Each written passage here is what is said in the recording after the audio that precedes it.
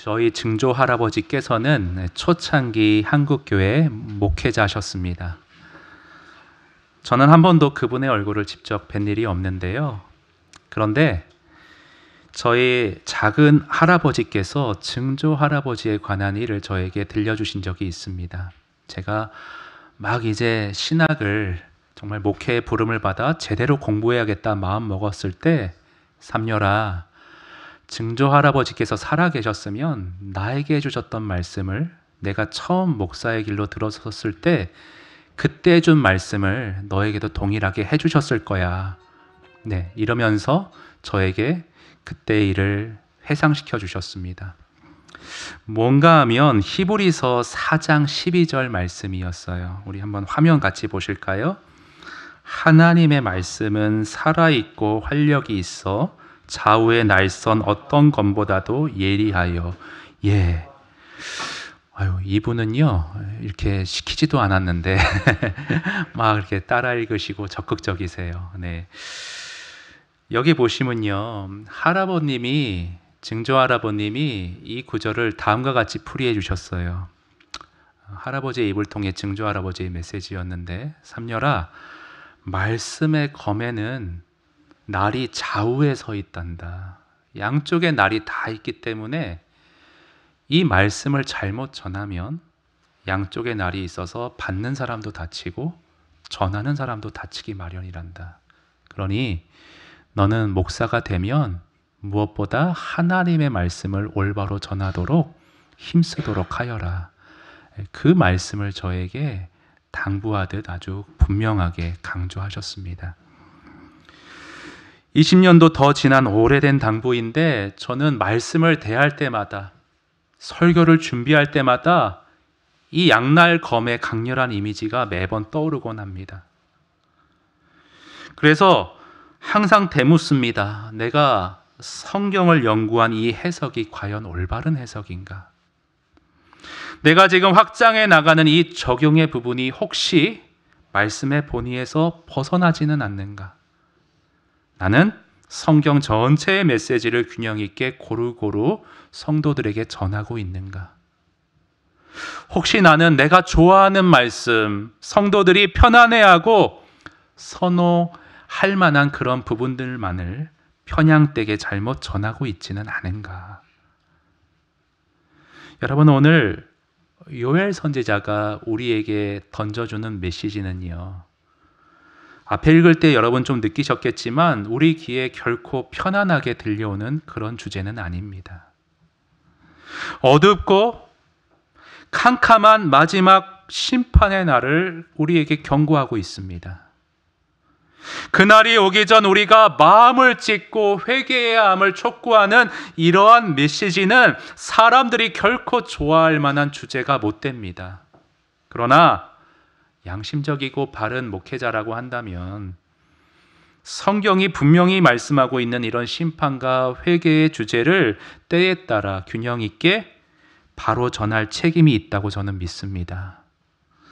그리고 우리 하나님께서는 우리가 이러한 진정한 회개를 통하여서 죄사함의 자유와 평안을 제대로 누리고 살아가기를 원하고 기뻐하시는 아버지인 줄 믿습니다.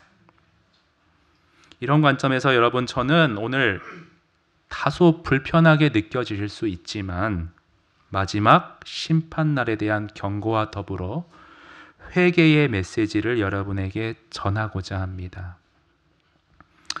그런데 여러분, 혹시 주변에서 그런 거 느끼셨을지 모르겠는데, 교회들이 웬일인지 여러 이유로 이렇게 심판 회개의 메시지를 슬슬 피하다 보니까 이단들이 그 틈을 비집고 들어와서 종말론에 대한, 마지막 때에 대한 왜곡과 그런 심한 비틀므로 우리 성도들을, 사람들을 미혹시키고 있다는 사실 여러분 알고 계신지 모르겠어요. 아주 오래전부터 이런 일이 있었습니다. 약 30년 전 뉴스를 제가 자료를 뒤지다가 찾았는데, 여러분 3분짜리 동영상인데 옛날 기억으로 되돌아가실 수 있을 거예요. 잠깐 한번 같이 화면 보시도록 하겠습니다. 이제 2시간 남짓이면 그동안 큰 사회적 파문을 일으켰던 이른바 휴거, 공중 들림이 과연 일어날런지 그 여부가 가려지게 됐습니다만, 휴거를 믿는 종말론 교회에서는 지금 막바지 휴거맞이 예배를 준비해 놓고 있습니다. 송재우 기자가 지금 현장에 나갔습니다. 송재우 기자, 그곳 다미선교회 총본부 지금 표정이 어떻습니까? 예, 이곳 서울 성산동의 다미선교회 본부에는 지금 조금 전인 9시부터 마지막 휴거 예배에 들어갔습니다. 그리고 주변에는 구경 나온 수백 명의 주민들로 일대 혼잡을 빚고 있습니다. 오늘 휴거 예배는 휴거 예정 시간인 자정까지 계속될 예정인데 지금은 일부 순서로 찬양 예배를 갖고 있습니다. 외부인의 출입을 막고 있어서 안의 상황을 알 수는 없지만은 지금 밖에까지 커다란 찬송 소리가 들려나오고 있습니다. 종말론 교회 중에서 교세가 가장 큰 이곳 다미선교회는 오늘 밤 7시쯤부터 1,500여 명의 신도들이 속속 입장을 마쳤습니다. 신도들은 지도부 측에서 전달한 휴거 행동 지침을 따른 탓인지 간단한 소지품 외에는 간소복 차림을 하고 입장을 했습니다. 이곳의 휴거 예배는 이미 구속된 이장님 대표 목사 대신 미국 총본부의 장만호 목사가 귀국해 대신 집도하고 있는 것으로 알려지고 있습니다. 이곳에 1,500여 신도를 비롯해서 전국 160여 개 교회 8천여 신도들이 휴거가 일어날 것이라고 믿고 있는 오늘 밤 자정은 차츰 다가오고 있습니다만 아직까지 휴거가 일어날 듯한 아무런 조짐도 보이지 않고 있습니다. 평소와 같은 밤, 또 같은 하늘, 그리고 같은 건물, 또 같은 사람들만이 보이고 있습니다. 네, 있을지도 모르...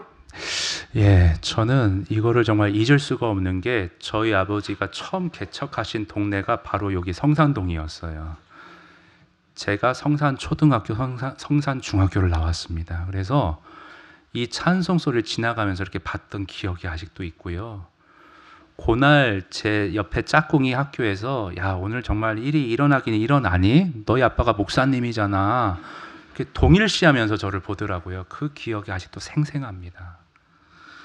그래서 대답은 해줬어요. 아버지한테 배운 대로 그날과 마지막 심판날은, 예수님 오시는 날은 성경을 자세히 보면 오직 하나님만이 아신다고 나와 있는데 완전히 엉뚱한 소리 하고 있는 거라고. 그러면서도 기분이 참 나빴어요. 왜냐하면 잘못된 이런 사이비 때문에 정상적인 교회들마저 이상한 지탄과 조롱이 대상이 되는 것이 영 꺼림칙했기 때문입니다. 여러분, 어찌되었건 여러분도 잘 아시죠? 마지막 때에 관해 예수님이 그날과 그 시는 아버지만이 아신다 분명히 알려주신 말씀 잘 알고 계실 겁니다. 그래도 화면에서 한번 확인해 보겠는데요. 마가복음 말씀이죠. 한번 같이 읽어볼까요? 시작. 그날과 그때는 아무도 모르나니 하늘에 있는 천사들도 아들도 모르고 오직 아버지만 아시느니라. 예, 다른 해석의 여지가 없이 너무나 분명히 말씀하셨어요. 근데 한 가지 의문이 들긴 합니다. 뭐냐면 왜 하나님께서는 마지막 때에 대해 그 날과 일자를 공개해 주지 않으시는가? 왜 하나님만이 굳이 알고 계시는가? 그 이유도 이 마가복음 13장 말씀에 이어서 소개가 되어지고 있습니다. 우리 한번 교독할 텐데요. 여러분이 먼저 읽어주시기 바랍니다. 33절 시작. 주의하라, 깨어있으라. 그때가 언제인지 알지 못함이라. 가령 사람이 집을 떠나 타국으로 갈 때에 그 종들에게 권한을 주어 사물을 각각 맡기며 문지기에게 깨어있으라 명함과 같으니. 그러므로 깨어있으라. 집 주인이 언제 올는지, 혹 저물 때 일는지, 밤중 일는지, 닭 울 때 일는지, 새벽 일는지 너희가 알지 못함이라. 그가 호련히 와서 너희가 졸고 자는 것을 보지 않도록 하라. 여러분, 이해가 되시죠? 하나님께서 왜 마지막 때를 우리에게 분명히 알려주지 않으시는가? 항상 깨어있도록 하기 위해서. 조금 더 설명드리면요, 예를 들었어요. 만약에 어떤 집주인이 있고 종이 있는데 멀리 출장을 가면서 언제 올지를 알려주면, 사람이 그렇잖아요. 타락해서 집주인이 없을 때는 펑펑 놀아요. 내 세상이다 하고 그냥 마음 놓고 삽니다. 근데 주인이 올 때쯤에서 열심히 일하는 척 꾸며낼 수가 얼마든지 있죠. 그래서 우리의 타락한 죄성을 아시는 주님께서는 우리가 그렇게 비슷하게 영적으로 살아갈까 봐 늘 깨어 있으라고, 언제 주님이 오실지, 언제 주님을 맞아들일지 모를지 그 경각심을 가지고 매일매일 한번 하나님의 말씀 앞에서 살아가라고 마지막 때를 분명히 알려주지 않는다 말씀하십니다. 그래서 여러분, 외국의 어느 한 선교단체에 가보면 그 들어가는 입구의 간판으로 커다랗게 이런 글씨가 적혀 있습니다. 영어로 Perhaps today 해서 어쩌면 오늘, 아마도 오늘 주님이 오실는지 모르겠다.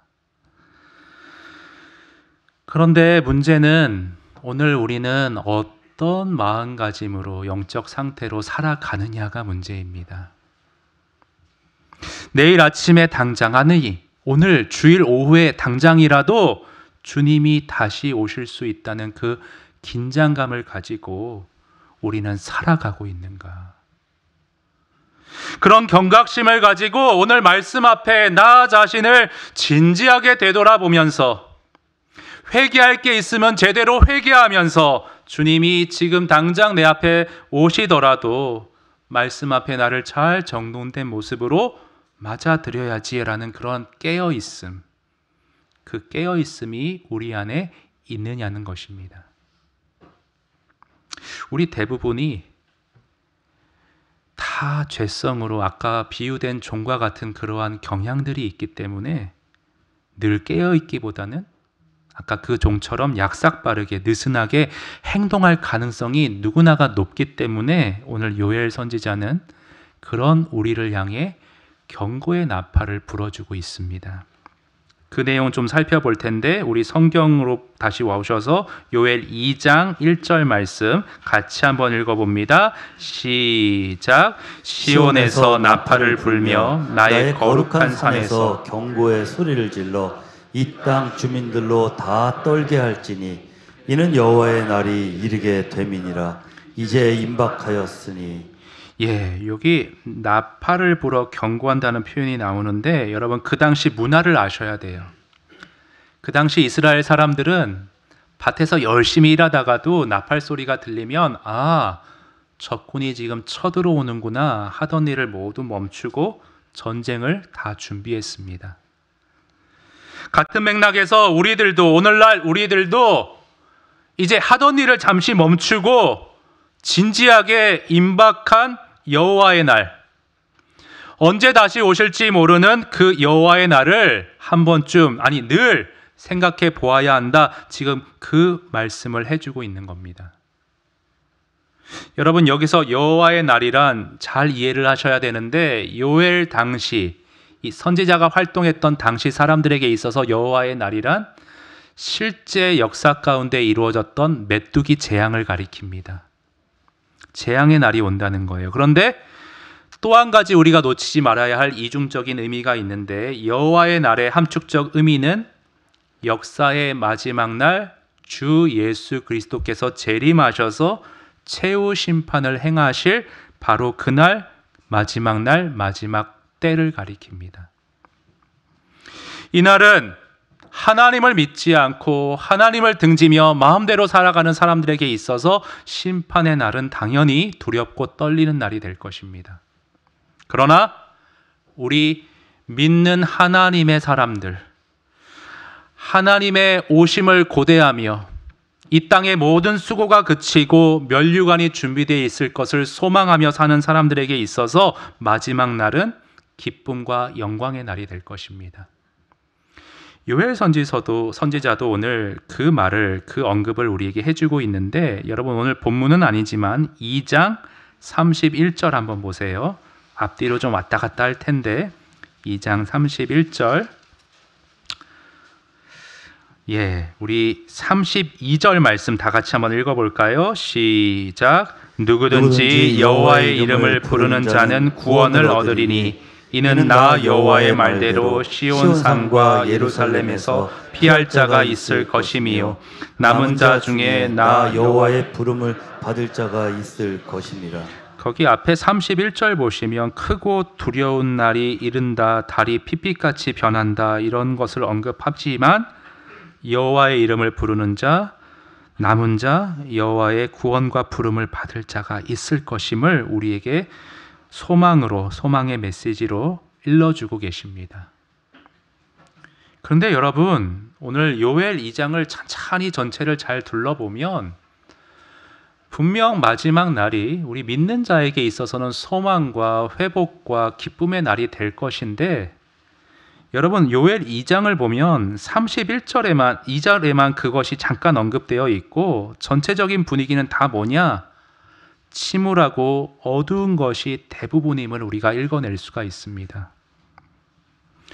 여러분 한번 쭉 보실 텐데 2장 2절 앞으로 가셔서 앞으로 2장 2절 한번 보세요. 뭐라고 되어 있냐면 곧 어둡고 캄캄한 날이요 짙은 구름이 덮인 날이라. 침울한 이미지가 되어 있죠. 3절도 보세요. 불이 그들의 앞을 사르며 불꽃이 그들의 뒤를 다 태운다라고 끔찍한 광경이 묘사되어 있습니다.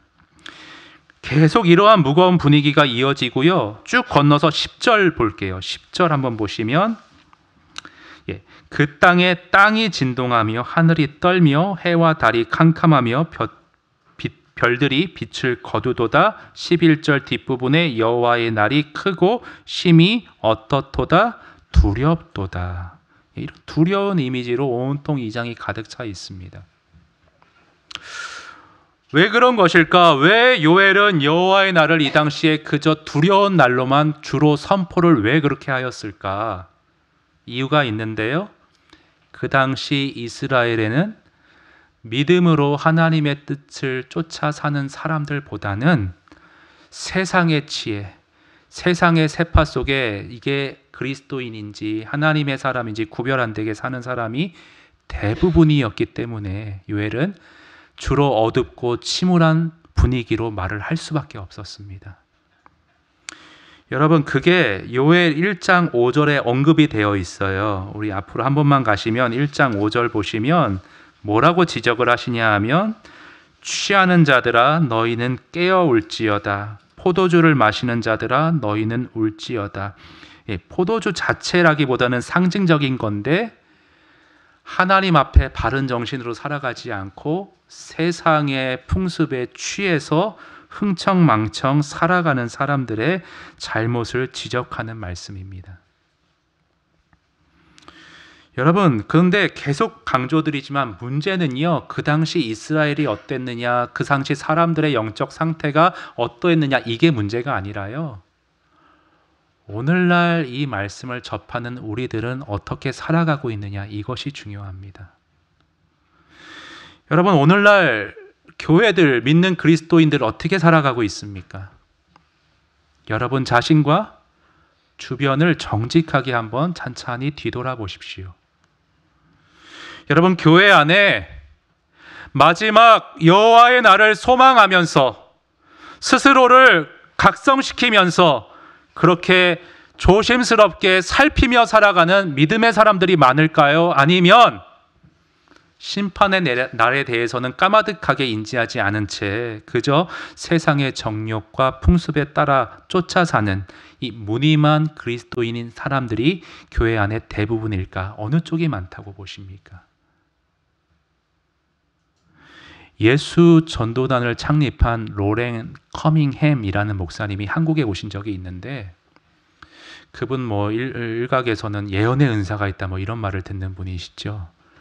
그런데 한국에 오셔서 쉽지 않으실 텐데 아주 직설적인 말을 쏟아냈고 가셨어요. 뭐라고 하셨냐면, 잊지 못하는 게 한국 교회는 돈을 너무나도 사랑한다. 평신도나 목회자나 할 것 없이 너무나도 음란하다. 이 죄를 회개해야 한다. 직설적으로 처음 방문한 한국에서 이런 메시지를 던지고 가셨습니다.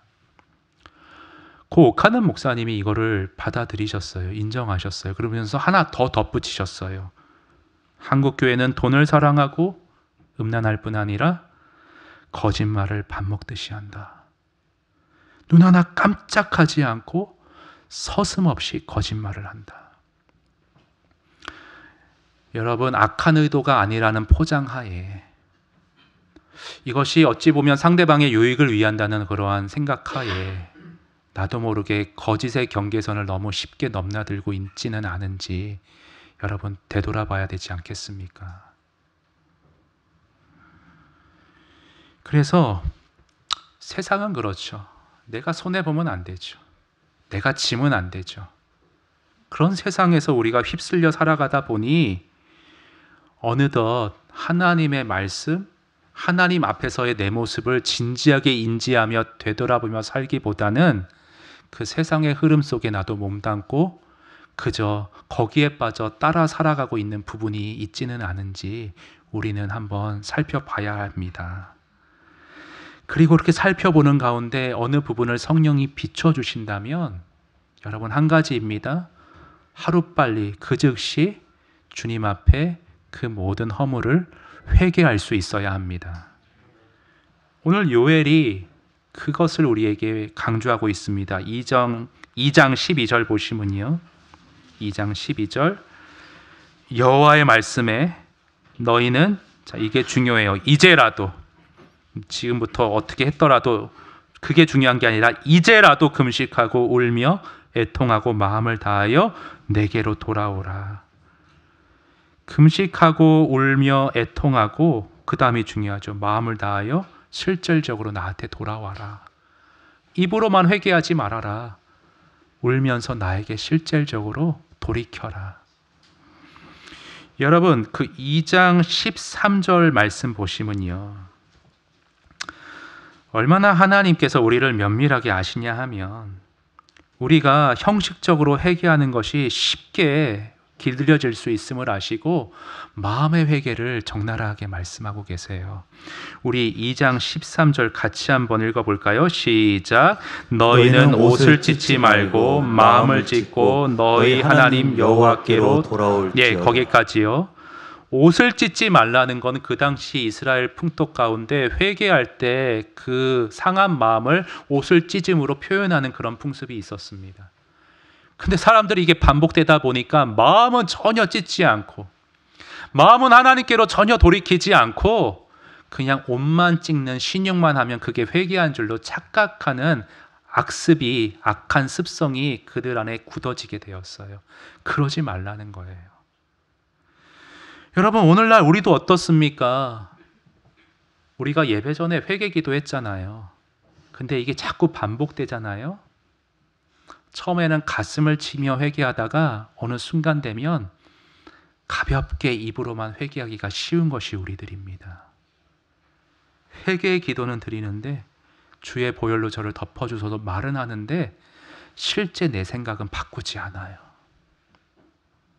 내 마음은 바꾸지 않아요. 전혀 바꾸지 않고 그럼에도 임시방편적으로 다 같이 하니까 분위기에 휩쓸려서 아니면 나의 어려운 순간을 모면하고자 슬쩍 때우는 식의 회개를 우리도 모르게 하기가 쉽다는 것입니다. 하나님은 우리를 너무 잘 아세요. 그래서 말씀하시죠. 옷만 찢지 말고 마음을 찢고 나에게 진짜 돌아와라. 그러면서 약속하세요. 그렇게 마음으로 회개하면 내가 너희를 품고 용서하고 다시금 일으킬 것이다. 그게 13절 뒷부분인데요. 제가 읽습니다. 우리가 여호와께 돌아오면 하나님은 은혜로우시며 자비로우시며 노하기를 더디하시며 인애가 크시사 뜻을 돌이켜 우리에게 재앙을 내리지 아니하신다 말씀하십니다. 여러분 하나님은 이런 분이세요. 어떻게든 우리를 용서하고 기회 주시고 안아주기 원하시는 아버지세요. 그런데 문제는 뭐냐 하면 아무리 사랑이 많아도 그분은 공의의 하나님이시기 때문에 우리가 마음을 돌이키지 않고 그냥 거칠애로만 회개하면 그런 우리의 죄를 안으실 수 없는 거예요. 그래서 하나님은 언제든지 용서할 준비가 되어 있으시고 넉넉하게 기다리고 계신데 우리에게 필요한 딱 한 가지는 뭐냐? 계속 강조드리지만 임시방편적인 형식적 회개가 아닌 마음을 찢는 진정한 회개가 우리에게 하나님의 사랑 안에 거하기 위해 꼭 필요하다는 것입니다. 그런데요, 예수님이 참 무서운 말씀을 하셨는데 우리가 마지막 때에 가까울수록 입으로만 형식적으로만 회개하는 사람들이 얼마나 많아지는지 마음을 찢어 하나님께로 돌이키는 참 믿음의 사람을 보기가 힘들어진다는 너무나 무서운 말씀을 하셨어요. 누가복음 18장에 인자가 올 때에 세상에서 믿음을 보겠느냐, 이러한 엄중한 말씀을 하셨습니다. 그러나 감사하게도요, 저는 최근 우리 교회 안에 어떤 형제의 간증을 들었는데 참 깨어있는, 하나님 앞에서 마음을 찢는 회개의 간증을 들을 수 있어서 저는 참 감사했습니다. 그 형제에게 허락을 받고 제가 오늘 좀 설교에 쓰겠다고 이렇게 좀 가져와 봤는데요, 조금 길지만 은혜가 있습니다. 한번 같이 봐주시면 감사하겠습니다. 목사님 안녕하세요. 좋은 아침입니다. 영상 예배로 드렸던 어제의 예배를 통해 제 인생에서 해결하고 있지 못했던 부분이 해결되어 드디어 자유함을 누리게 되었습니다. 굳이 연락을 통해 표현하는 건 목사님께 너무 감사하고 하나님께서 목사님을 통해 은혜를 주셨기 때문입니다. 우리 하나님이 받으시는 예배는 십자가 앞에서 회개하는 그러한 메시지였는데요. 저는 최근 5년간 외적으로 봤을 때는 많은 성장이 있었지만 그 흐름과는 별개로 밸런스가 안 맞던 부분이 있었습니다. 자꾸 전 직장 일이 떠올라서 화가 나고 억울하고 그 일에 매여 있는 게 순간순간 너무 스트레스이고 제 스스로도 한심하게 느껴져서 일에도 지장이 생길 만큼 연약한 저 자신이었습니다. 하지만 머리로는 알고 있던 용서를 어제 예배를 통해 하나님께서 확실하게 깨닫게 해주셨습니다. 제가 아무리 용서하고 지워보려 해도 하나님께서 마음을 주시지 않으니 절대로 되지 않던 것이 신기하게도 어제 예배 후에는 그 감정이 떠올라 매몰되기보다 이젠 어이가 없다는 감정으로 바뀌게 되었습니다.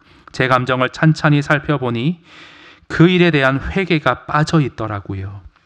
말로만 하는 회개가 아닌 진정한 회개가 빠져 있다 보니 계속해서 상대를 미워했던 것 같은데 회개로 나아가니 상대의 잘못보다 더 큰 죄를 저지른 저를 용서하신 예수님의 십자가가 보이기 시작했고 그 즉시 그 십자가만 하루 종일 붙잡았던 것 같습니다. 지나간 일에 피해자의 관점에서 보이던 부끄러웠던 과거에서 드디어 벗어나 이제는 부끄러운 과거가 되었고 더 나아가 하나님께서 은혜를 주신 덕에 자유케 되는 기분을 느끼니 너무 후련하고 저를 괴롭히던 마음에서 드디어 벗어날 수 있을 것 같다는 희망이 생겼습니다. 과거의 일에 매여 하나님 나라를 바라보지 못하는 것을 넘어서고 누군가를 용서하는 것도 은혜라는 것을 뼈저리게 느꼈던 하루였습니다. 목사님을 통해 이루신 하나님을 찬양합니다. 은혜로운 주일 설교를 허락하심에 감사합니다. 행복한 하루 되세요. 사랑합니다. 그런데 저는 비단 이 형제님뿐 아니라 우리 모두가 진지하게 회개를 돌아봐야 할 부분이 바로 다른 일을 내가 용서하지 못하는 그 연약함이 아닌가라는 생각을 해보았습니다. 여러분, 아담과 하와가 타락한 이후에요, 어떤 일이 있었죠? 그 큰 아들 가인이 동생 아벨을 죽였습니다. 그리고 그 이후에도 사람들은 계속해서요, 서로 미워하고 원망하고 서로가 서로에게 상처를 입히는 그 악순환의 고리가요, 계속해서 인류 가운데 끊이지 않고 이어져 오는 것이 우리네 역사라고 할 수 있겠습니다. 요즘 유초등부에서 고난주간을 맞이하여서 예수님이 십자가 위에서 하신 그 말씀 가상 7원을 가정 가운데 함께 부모님과 묵상한다는 그러한 것을 듣고 저도 가상 7원 말씀을 이렇게 펼쳐보았는데 제 눈에 확 들어온 말씀이 예수님의 첫 마디가 이거였습니다. 화면 보실까요? 이에 예수께서 이르시되 아버지 저들을 사하여 주옵소서 자기들이 하는 것을 알지 못함이니이다. 예수님은 제일 먼저 어떤 기도를 아뢰었는가? 당신을 모욕하고 조롱하고 괴롭히는 자들을 부디 용서해 주옵소서. 이것이 예수님의 우선순위였습니다. 여러분, 예수님이 겪으셨던 고난 떠올릴 때 우리는 흔히 어떤 거 장면 떠올립니까? 병정들에게 채찍 맞으시고 가시관 쓰시고 손발이 못에 박힌 끔찍한 육체적 고통을 떠올리기가 쉬운데요. 그런데 여러분, 예수님의 그보다 큰 정신적인 고통을 좀 우리가 헤아려 보기 원합니다. 죄를 범한 사실이 없는데 당신은 바라바보다, 살인자보다 더 악한 죄인이다라고 손가락질 당하고 침뱉음 당하고 비난받았을 때 예수님 얼마나 억울하고 어처구니 없고 황당하고 얼마나 마음이 갑갑하셨을까. 여러분, 살다 그런 일 당한 일 있으세요? 근거 없는 비방의 말이 막 도는 거. 내가 작은 잘못을 저질렀긴 한데 그게 크게 부풀려져서 과장되고 뒤에서 수군수군 되는 거. 사람이 당하는 정신적 고통에 여러 가지가 있을 수 있는데 근거 없는 비방과 멸시의 시선이 사람을 바닥까지 떨어뜨릴 수 있다고 합니다. 연예인들 댓글이나 기사 보고 극단적인 선택하는 거 주변에서 보지 않습니까? 사람이 그런 일 당하면, 억울한 일 당하면 쫓아가서 따지고 싶죠. 그런 말 퍼뜨리는 사람이 밉죠. 원망스럽죠. 그러나 예수님은 그런 일 다 당하면서도 저들을 용서해 달라고 하늘 아버지께 기도하셨습니다. 에이, 목사님, 그런 기도는 예수님이니까 가능하셨지. 어떻게 우리가 그런 기도 드릴 수 있습니까? 당하면 배로 갚아져야 시원한 게 우리인데요. 아니에요, 여러분. 성경을 보시면요, 스데반 집사님이 나오는데 사람이었거든요. 예수님과 비슷한 맥락의 기도를 한 모습을 우리는 성경에서 읽을 수가 있습니다. 여러분, 우리 마지막으로 사도행전 7장 말씀 한번 같이 읽어볼까요? 한번 시작. 그들이 돌로 스데반을 치니 스데반이 부르짖어 이르되 주 예수여 내 영혼을 받으시옵소서 하고 무릎을 꿇고 크게 불러 이르되 주여, 주여 이 죄를 그들에게 돌리지 마옵소서. 성경은 지금 분명히 말씀해 주고 계세요. 비록 우리가 부족하지만 우리도 이처럼 다른 일을 용서하는 기도를 드릴 수 있다라고요. 사랑스러운 사람을 사랑하는 것 누구나가 다 할 수 있는 일입니다.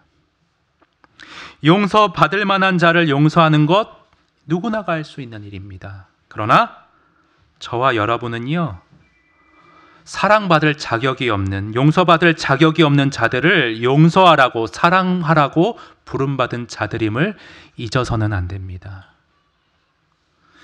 하나님께서 마치 사도행전 7장을 통해 지금 이렇게 우리에게 말씀하는 것 같아요. 내 아들이 고통 한가운데에서 나에게 했던 그 기도를 나는 너희들의 삶 가운데 보기를 원한다. 나를 해하고 나를 모욕하고 나를 비난하는 자들을 용서하는 그 기도를 하나님 아버지 앞에 드리라고 오늘 주님께서는 우리에게 말씀하여 주고 계신 것입니다. 어떻게 이 일이 우리 삶 가운데 실현될 수가 있을까? 아까 형제의 간증에서 묻어나 있듯이 한 가지예요. 십자가 보혈의 사랑 안으로 우리가 잠길 수가 있어야 합니다. 여러분, 사도행전 7장 전체를 나중에 집에 가서 한번 읽어보시면 스데반이 다른 이를 용서하는 기도를 올리기 전에 무슨 행동을 했느냐? 복음을 충만하게 설교했던 장면을 읽어낼 수가 있습니다. 무슨 의미예요? 저와 여러분의 힘으로는 나에게 해를 끼친 돌을 던지는 사람 절대 용서할 수 없습니다. 그러나 우리가 십자가 복음 안에 사로잡힐 때에 그 일이 가능할 줄을 믿습니다. 여러분, 항상 복음을 묵상하십시오. 우리 교회는요, 대한예수교 장로회 합동 측에 속한 교단으로서 우리 교단은 사순절을 특별히 부각시키지 않습니다. 이유는 하나예요. 십자가의 사랑과 은혜와 예수님의 피 흘리심과 그분의 희생은 사순절 기간에만 묵상할 것이 아니라 매주, 아니 매일매일 묵상해야 할 복음의 요체라는 것입니다. 그런데 그런 정신을 가진 교단에 속한 우리 교회, 우리 성도님들 항상 복음을 묵상하며 사십니까? 여러분, 예수님께서 이 위에 달리셔서 아버지께 저와 여러분의 죄를 용서해 달라고 하신 그 기도를 통해서 실제로 우리가 죄 용서를 받았습니다. 그리고 그렇게 죄 용서함 받은 우리를 하나님 아버지께서는 보호하기 원하세요. 어떤 걸로부터? 아들을 희생시킴으로 해서 죄의 굴레에서 벗어나게 했는데 사단은 자꾸 우리를 이 세상의 굴레, 미움과 원망과 오해의 함정 속으로 자꾸 빠뜨리려고 하거든요. 하나님 거기로부터 우리를 지키고 보호하기를 원하세요. 십자가 사랑으로 우리를 꽉 붙드셔서 언제나 우리가 보배롭고 존귀한 주의 자녀들로 서로가 사랑하며 살아가기를 하나님은 원하고 계십니다.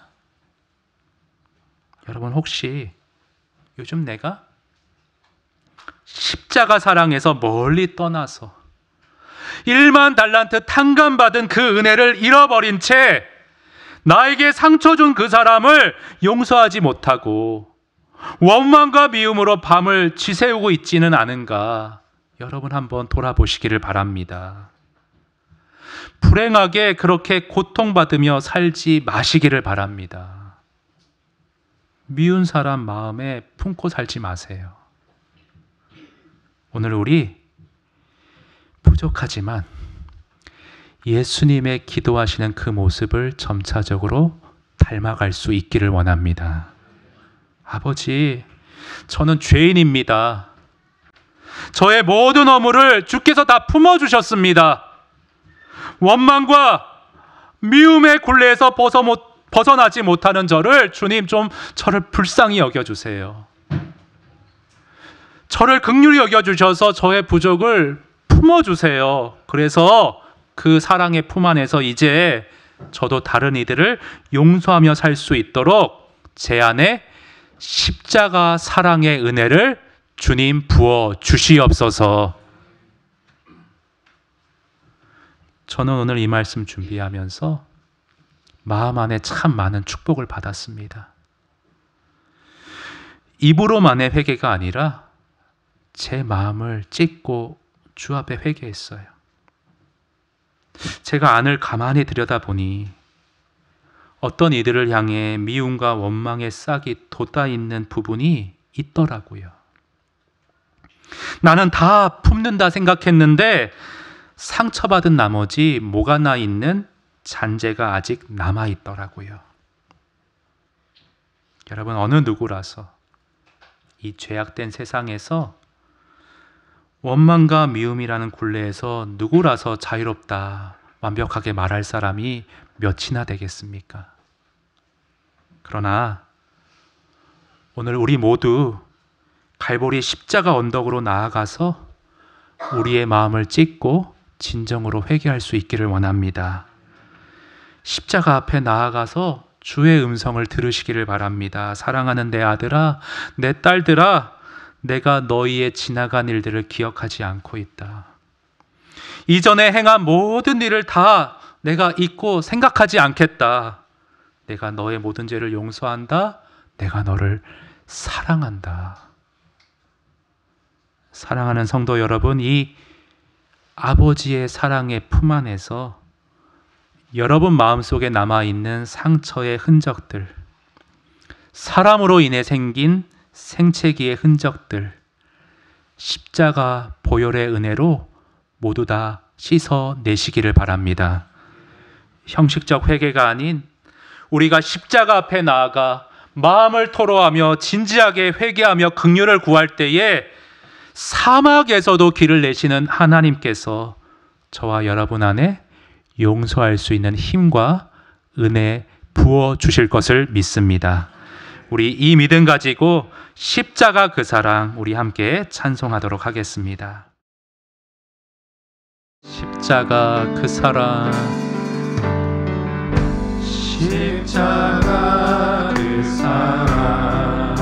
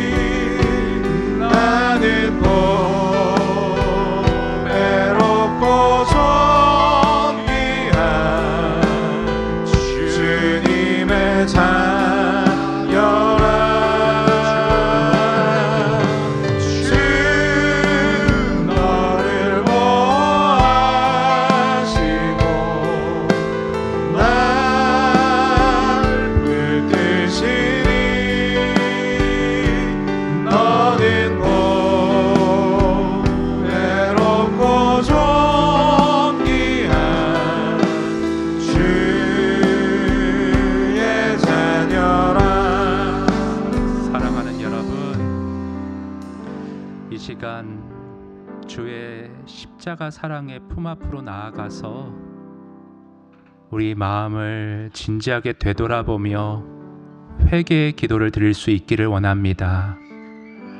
하나님이 다 품어주십니다. 이전의 일들을 기억지 않는다, 생각지 않는다 약속해 주셨습니다. 사랑의 삶으로 나를 불렀는데 여전히 미워하고 여전히 원망하고 여전히 오해하고 뒤틀어진 관계 가운데 살아간 부분들이 삶에 있었다면 여러분 다 받아주시는 주님 앞에 회개하시기를 바랍니다. 그리고 넉넉히 받아주시는 그 사랑의 힘과 은혜 가운데 여러분 다른 이들을 품을 수 있도록, 아니 품지 못한다면 품을 수 있는 힘을 달라고 기도하시기를 바랍니다. 예수님의 기도를 통해 우리를 구원하셨던 주께서 우리의 기도를 통해 새 일을 행하실 줄을 믿습니다. 우리 주님 앞에 마음을 찢으며 마음을 쏟아 넣으며 함께 기도하도록 하겠습니다. 하나님 아버지, 이 시간 우리의 마음을 쏟습니다. 하나님 아버지, 이 시간 우리의 부족과 못남과 허물을 주님 앞에 내어놓습니다. 하나님, 죄 용서 받았는데 1만 달란트 탕감 받았는데 다른 이의 멱살을 부여잡고 그를 원망하고 그를 정죄하고 그를 아버지 부르며 살았던, 미워하며 살았던 우리의 못난 허물을, 못난 연약함을 주님 긍휼히 여겨주시옵소서. 이 시간 십자가 앞에 나아갑니다. 하나님, 저 십자가 앞에 하나님 나의 모든 죄가 사함받았습니다. 하나님 아버지, 이 십자가 보혈의 은혜로, 이 십자가 은혜의 사랑으로 하나님 내가 품지 못한 그 사랑 용서할 수 있기를 원합니다. 하나님, 용서할 수 있는 힘을 허락하여 주시고 용서할 수 있는 은혜를 허락하여 주셔서 하나님 우리의 삶이 존귀롭고 보배롭고 존귀한 자녀들로 서로 사랑하고 서로 헤아리고 서로 축복하며 살기를 원하시는데, 하나님 아버지께서 원하시는 그러한 삶을 하나님 주의 사랑 안에서, 은혜 안에서 살아낼 수 있는, 진정 행복할 수 있는 우리 성도들 될 수 있도록 오늘의 말씀으로 축복하시고 저들의 삶을 인도하여 주시옵소서. 주님 도와주시옵소서.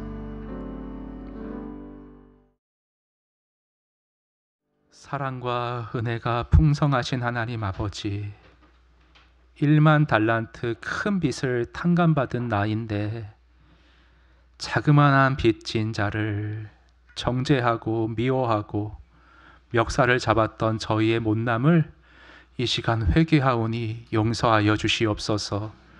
하나님 아버지, 십자가 앞에서 다 덮어주셨고 지난 일을 기억지 않는다 하셨고 동이 서에서 먼 것 같이 내 죄과를 옮겨주신 은혜를 날마다 묵상하며 십자가의 사랑 안에서 신앙생활 할 수 있기를 원합니다.